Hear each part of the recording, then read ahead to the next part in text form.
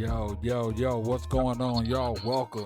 CatchAhVibeRadio. Y'all know what it is, man. Y'all dealing with your host, Blaze Hunter, Ninth Wonder from Blaze It Up Radio. And we got a very special, legendary guest in the building. We got the homie Thrill from the 6ix9ine Boys. What's going on, G? Yes, sir. Live in the building, man. Just vibing, having a good time today in the grown zone, chilling with you. All right, before we even get into into this interview, I got to go into one thing. There's a debate that I've been having for a hot minute. I'm talking about a long time. And then as soon as your boy Compton hit me up and let me know about this, I was like, oh, I finally get the answer that I've been looking for to prove if I was right in this debate or wrong. So there's a lot of people that go cotton candy, sweet as gold. I always believe it was Sweetie Gold, but I tried to look in Google and they don't even know. So I'm gonna go directly to the source. Yeah, you right. Sweetie Gold is the correct. But man, at this point, I ain't into killing no more dreams and lifelong situations. It's sweet as gold. It's Sweetie Gold. It's sweet and low. It's sweet to go. It's whatever you want it to be. Yeah. It just Tootsie Roll after that. There you go, Cap. I got a detention for busting the cotton candy, Sweetie Gold. O.J. Simpson killed because there was I got the oh my goodness, you stand for after school detention. Yeah, I got jacked up for that one. Man. But Dave, man, so everybody that's watching that, that's been debating with me, y'all know, give me my money, and we'll handle that. Besides that, man, how you feeling, man? Like, what's been going on with you? Oh man, just blessed, man, to be able to be out here on the road, man. Shouts out. We tour a lot throughout the South, the West Coast. We recently been taking a few journeys up to the East Coast, man, and just spreading good vibes as a lot of the R&B classic soul stations are switching to classic hip hop and R&B. They're finding a place, for the legendary hip hop artists to party. So we definitely want to take the party worldwide and keep the dance floors moving. That's what I'm talking about. And that's what is needed more, because now in this TikTok new school era, it's like it ain't really for me and a lot of people that I know that I rock with in my crowd with, it ain't a whole lot of when they're going to concerts or different parties.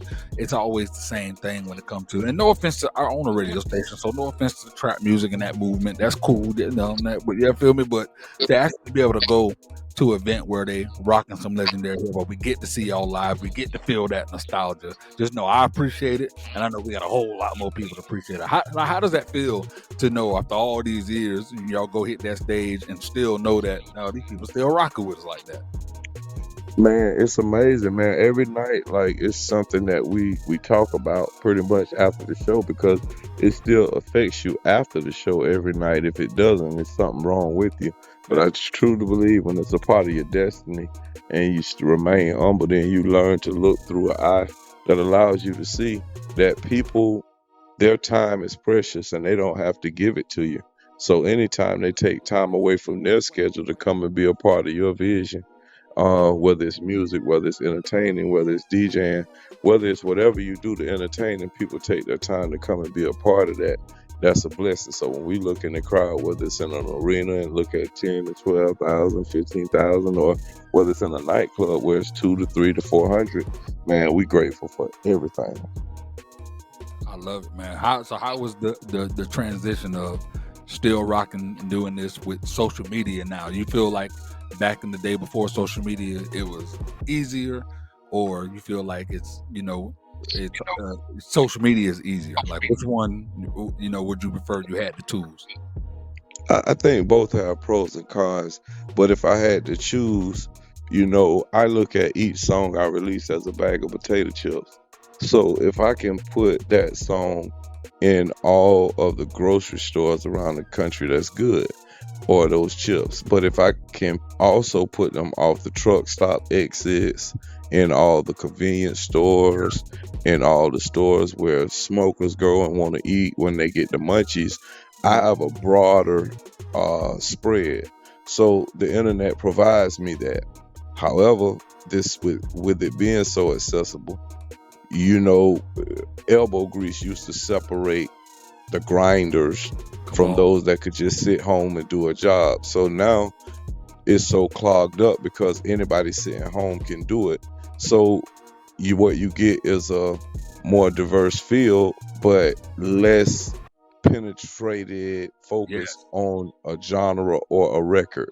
So you have to work 2 times as harder to get that spread. But if somebody came to you and said, "Hey man, we're gonna put your barbecue potato chips in every store in the country, long as you get them there," you would still have to work that hard to get that spread. Facts. So, you Facts. know, it's a little bit less expensive with the internet, which is better, but you lose that grassroots, good Yeah. old down home handshake of a deal type situation with Yes. that as well. Agreed. I was talking to somebody about the same thing where it was like, remember we used to go out to the flea markets and blah blah blah blah blah. I'm like, yeah, bro. I'm like, I actually miss them days when I Oh get yeah. I get some good traction when it comes to, the online and the media, and I'm blessed for it, but it wasn't nothing like when you at the flea, the music playing, people could come vibe with you while you there and then make that connection. It was just something different about it. It was just something different. You can lock in with people versus, I mean, anybody. And it's cool that, with social media and internet, you can get somebody from, China or Russia, wherever, place that vibe with you that you probably wouldn't have got if the internet ain't existed. But it's still, it is something about that tangible meeting them in person type situation. You feel me? Absolutely, without a doubt. So 69 Boys, like how in the very beginning, like what was it that what was the start of it? What was the idea of how to bring it together? Just let's get the origin of that. Well, for me, I grew up as a fan of hip hop, but also when you break it down, it was only pretty much that we knew when hip hop first came out was the East Coast. So we had to pick from whoever was coming for them. But for me, Heavy D and the Boys and Houdini, those was the cats from that I looked at from the South. That was like, wow, they be jamming, they make you dance, they make you this. So, it was always my vision to have a group, myself and 2 dancers, to sort of mimic the Southern version of what Heavy D and the Boys was to the mainstream. Yeah. So, I coming from my godfather and my family, we had the largest independent retail store in Florida. So I came from the business side. A lot of artists would come to town. The Uptown would send Joe to see Mary J. Blige. All the artists, Luke would send H-Town. Just all the artists would come through. I would take them through to meet the distributors, take them to lunch, different stuff like that, and got to learn the business from the inside. And then while I was doing that, I was moonlighting as a member of a group called Major League, which went on to become 95 South. One day when I missed the studio session and they recorded the record, Woo, There It Is. So that movement grew legs and went on, and we moved the company down to Orlando, and I came as a writer, songwriter, producer, and began to work on my project, which was the 69 Boys album, and this and that, and writing songs for them. And in doing that, it gave me a couple of years because we were scheduled to come out, but this and that took off. Yeah. So as I was able to write for them, and that gave me a couple of years to help solid up the project. And lastly, one night I went to the club after I had finished recording the album. I went to the club, and Fast Cash and Slow Money was in there dancing, and I asked them, "Hey, bro, y'all want to be a part of this group that I'm doing?" Because they were excellent dancers, back in the day where you could go to the club and battle. Yeah. And that's what happened. And from there, man, the rest is history. Yo, that's so crazy because that was how many years from when how you just explained? What was that year span like? Was that like what 3-4 years? How long was that? Yeah, it was probably about I got out of the military in 89, 90. So that would have been about a 3-4 year span. Yeah. Yo. So wait, you just say out of the military? Yeah. I was in the army. Oh my God. Yeah, well, let's go ahead and dive into that right there. So when did you what do you enlist in the army? Like how did that Yeah, Yeah, what happened was I played football in high school, and they used to call me Thrill Hill. I played wide receiver at Fletcher High School, and I was good at football, but I was terrible at attitude. So I had ruined all my scholarship offers by this time by just, not being who I was, Yeah. true to that. And I needed an out because my mom was like, "You getting out of here?" So, I opted for the military, went in for on the 2-year GI Bill because I figured my talent would still be there. If Yeah. I went and got the money for school and saved up some money in the process, I could come back and walk on at one of the schools that were recruiting me initially, and learn something, change my attitude, and in doing that, by the time I got out, the record store was already popping, the scene was music. I took a job, and the job, like I said, meeting other artists and stuff like that, it kind of, I knew I wanted to be a wrestler when I Yeah. was in the 5th grade, a wrestler, a rapper, or a football player. So it looked like the music.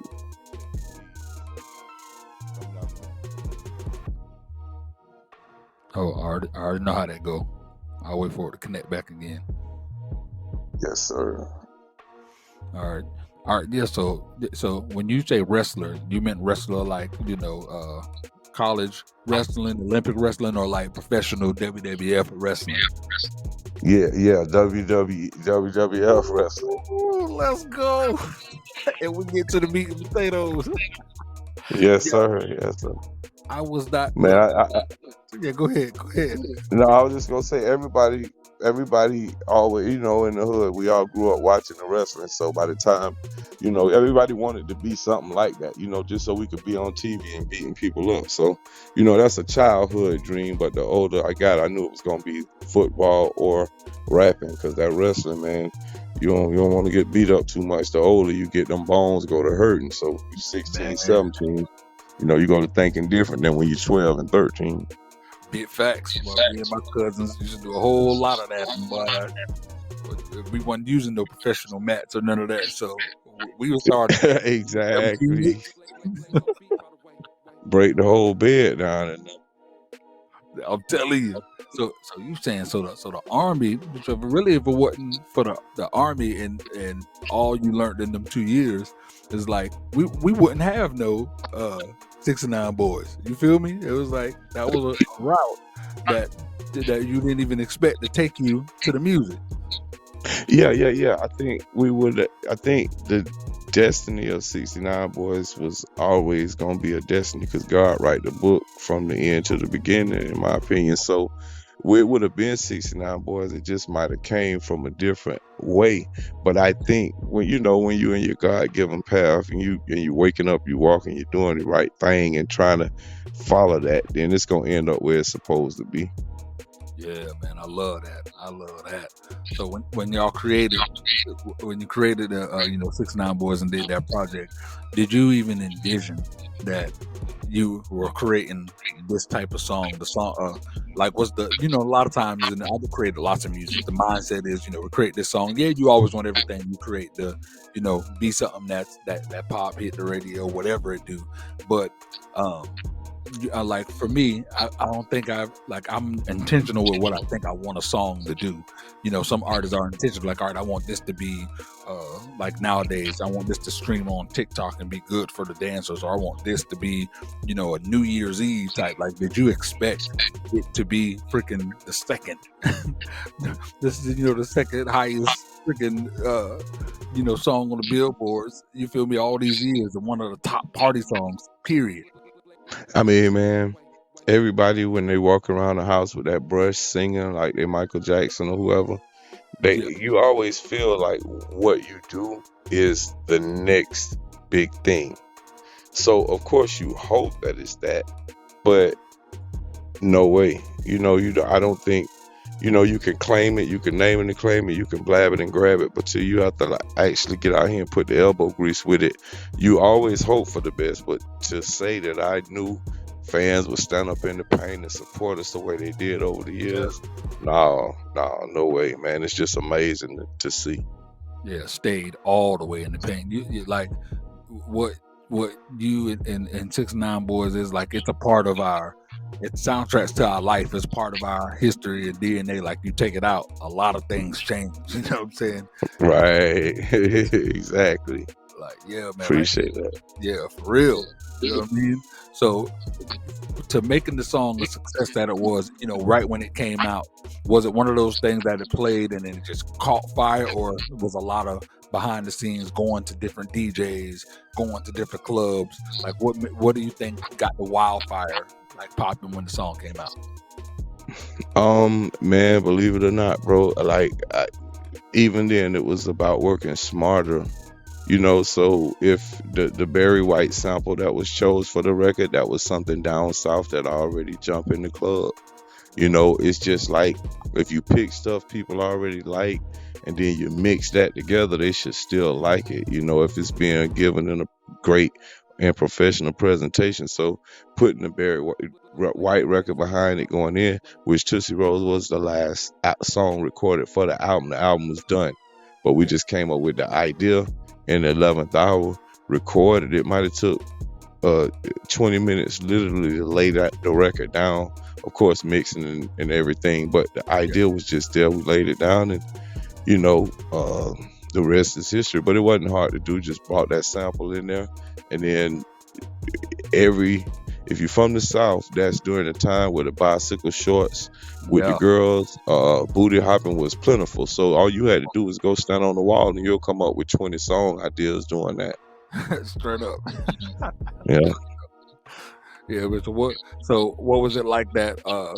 So was it going to different DJs? I know working at the record store helped, but just to get it all over the country, get it into all the clubs, like what was that process and that workflow like doing it that way?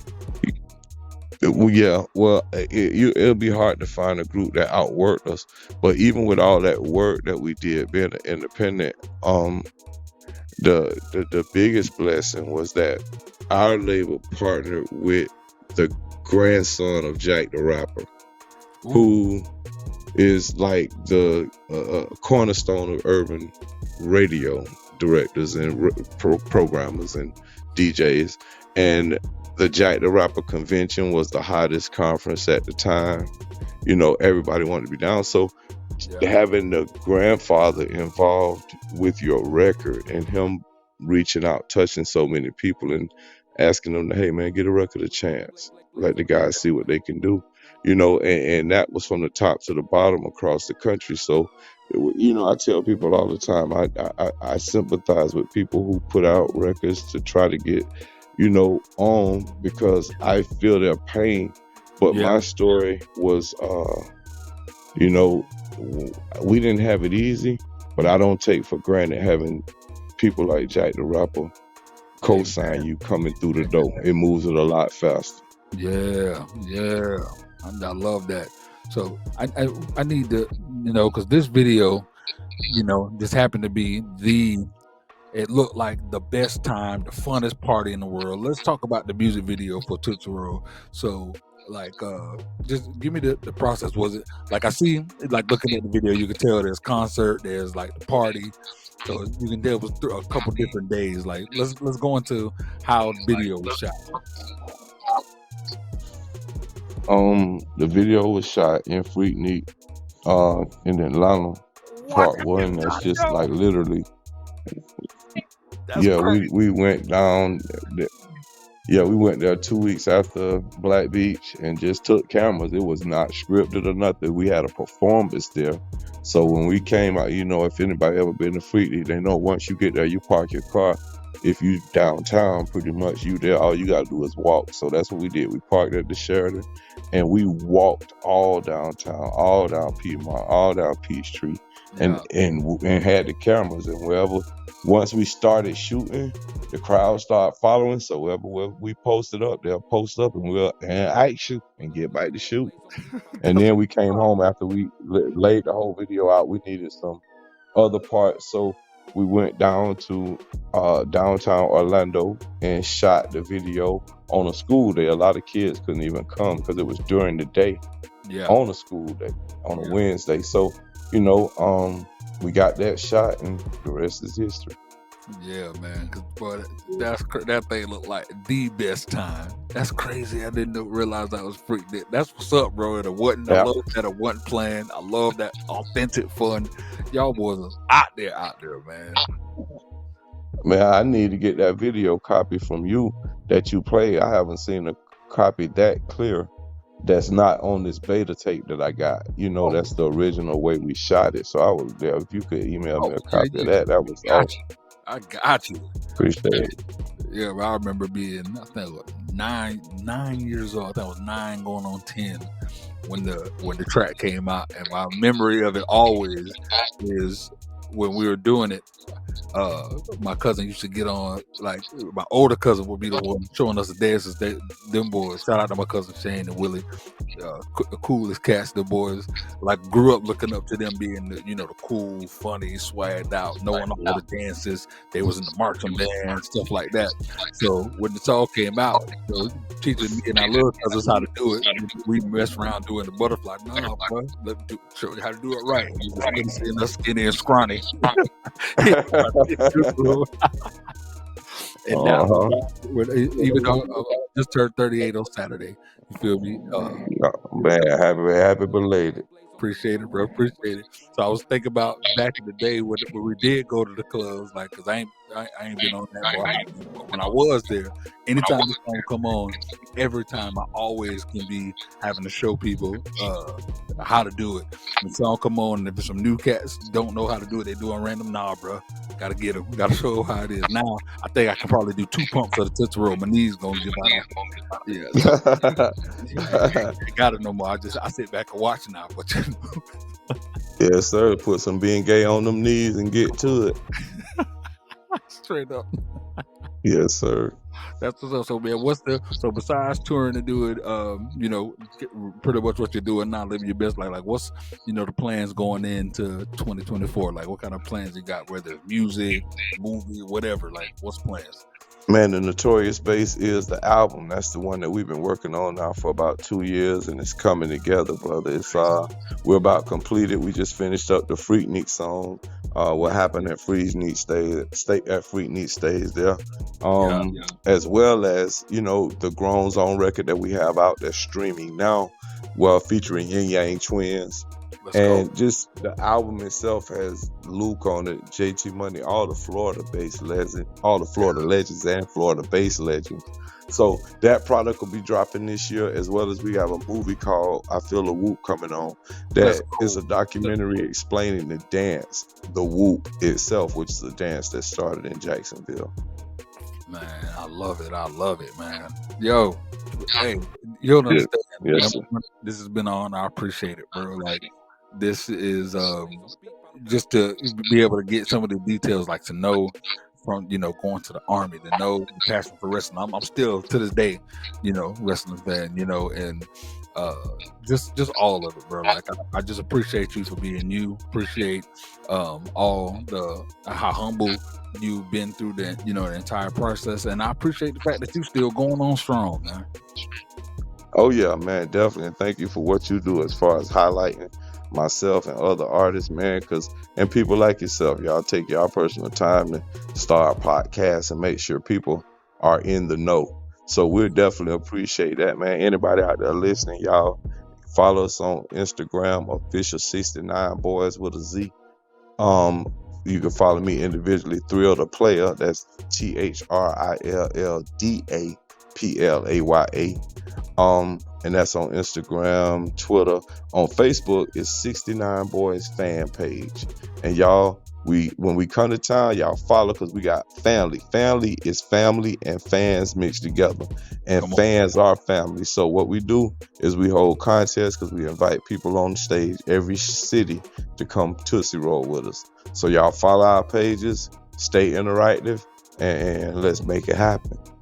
Definitely. Yeah, I need to figure out this summer. What's the tour days in the month? Oh man, in the next month we summer everywhere. From South Carolina, because you got Bike Week coming up, Myrtle Beach South Bike Week, and then you got the Memorial Weekend, which is Atlanta, and then you got the Trail Ride in Mississippi, And then we have the freestyle tour coming up, which is Zuma, Arizona, and then you have Vegas, and then you have Tampa, and then you have San Antonio. So, man, it's just the summer's gonna be full of dancing across the globe. So y'all stay following us on our pages so y'all can see when we gonna be well. Definitely, bro. I'm gonna try and make that Atlanta, the Atlanta Memorial Day, because I'm right in, right now I'm in Florida, I'm in South Florida, but the crib in Kennesaw, you feel me? That's in Georgia. That's like 20-25 minutes out of Atlanta. So yes, sir. Yeah, I'm gonna try and be out there. I'm gonna hit you up, and hey, you know what I'm saying? Me, the squad, go come out, man, and just go ahead and live that nostalgia, bro. I appreciate you so much. Anything you want to leave with anybody, a message you want to leave with fans, with anyone that's listening, like the floor is yours. Yeah, hey y'all, go stream our new music. Stream the 69 Boys. Grown Zone record featuring Yin Yang. Plus, we got a host of other new records, and then my solo project is called WILDN. And the first single, Good Vibes Only, is now on my page, Through the Playa, on wherever you stream music, Spotify, Apple Music, wherever. Listen to Good Vibes Only, listen to Grown Zone. Thank you for your support, and follow us on them social. 69 Boys coming to y'all. Yes, sir. Squad, y'all already know what it is. Boy Blaze on the Knife Wonder, and best believe that I'm gonna be playing that on Blaze It Up Radio as well. So y'all already know what it is. We out. Thrill the Player, Blaze Hunter, Knife Wonder. We out this piece. Catch a Vibe Radio. We gone.